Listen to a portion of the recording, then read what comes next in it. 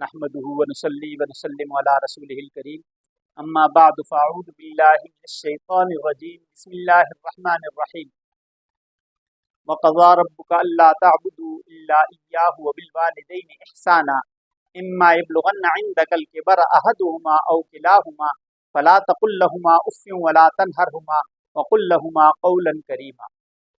सदक़ल्लाहु मौलानल अज़ीम व सदक़ रसूलुहुन नबियुल उम्मियुल करीम। मुअज़्ज़िज़ सामीन किराम, कुरान करीम में अल्लाह तबारक व तआला ने फैसला कुन अंदाज में ये इरशाद फरमाया कि अल्लाह तबारक व तआला ने फैसला कर दिया व क़ज़ा रब्बुका अल्ला तअबुदू इल्ला इय्याह, कि इबादत के लायक अगर कोई है तो वो सिर्फ़ और सिर्फ अल्लाह तबारक व तआला की ज़ात है, अल्लाह के सिवा किसी की इबादत नहीं की जा सकती। और उसके बाद अल्लाह तबारक व तआला ने इसी फैसले को आगे बढ़ाते हुए फरमाया व बिल वालिदैनि इहसाना, वालिदैन के साथ एहसान वाला, नरमी वाला, दरगुजर वाला मामला करो। इम्मा यब्लुगन्ना इंदकल किबरा अहदुहुमा औ किलाहुमा, अगर उन दोनों में से कोई एक या दोनों बढ़ापे को पहुंच जाए, फला तक़ुल लहुमा उफ़्फ़िन, उनके साथ सख्त बात भी न करो, उफ तक न करो। वला तनहरहुमा व क़ुल लहुमा क़ौलन करीमा, न उनके साथ सख्ती वाला मामला करो और उनके साथ नरमी के साथ और प्यार से बात करो।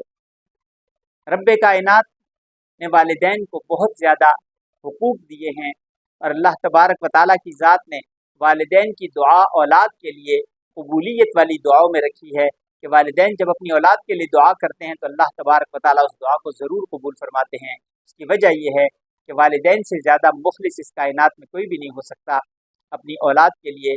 इसीलिए अल्लाह तबारक व तआला ने जो मिसाल दी है कि मैं हज़ार माओं से ज़्यादा अपने बंदे से मोहब्बत करता हूँ, माँ की मिसाल इसलिए दी कि माँ की मोहब्बत वो मिसाली है, वो मिसाली मोहब्बत है, उसमें किसी भी किस्म का दिखलावा और बनावट नहीं हो सकती।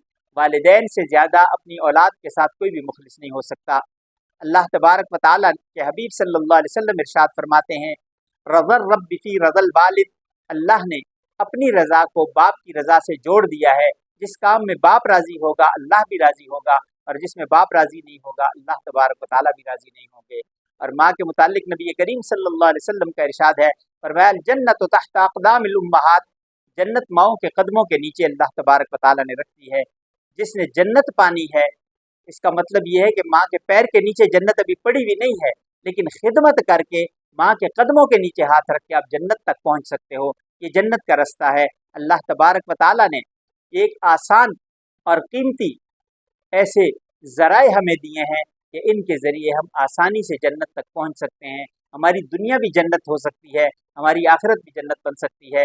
इसलिए वालिदैन के लिए, जिनके वालिदैन ज़िंदा हैं, वो वालिदैन की खिदमत करके, उनका हक़ अदा करके अपने आप को जन्नत का मुस्तहिक़ बना लें। और जिनके वालिदैन जा चुके हैं तो वो वालिदैन के लिए दुआएँ करें, वालिदैन के अइज़्ज़ा अक़रबा के साथ नेकी वाला और सिला रहमी वाला सलूक करें, ताकि अल्लाह तबारक व तआला को राज़ी किया जा सके।